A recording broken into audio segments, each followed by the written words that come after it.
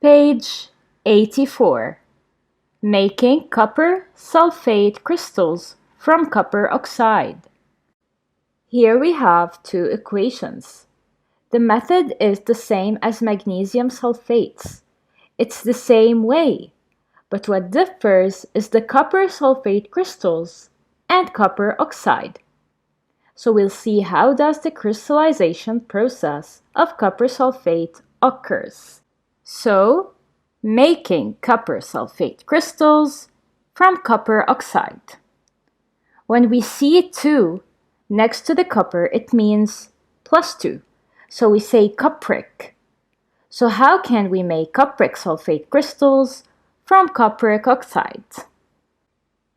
So we put an excess of the black cupric oxide with the dilute sulfuric acid. So we put them together to react.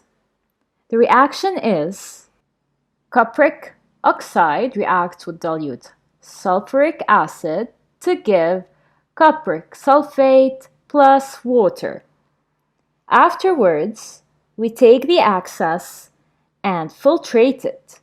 Instead of magnesium, we put cupric oxide on the filter paper. We will obtain cupric sulfate, which we want here. Then we put them on the tripod and apply it to heat until it boils and becomes concentrated. Then we take a small sample of this solution and subject it to air. If crystals are formed, it means the whole solution will undergo crystallization.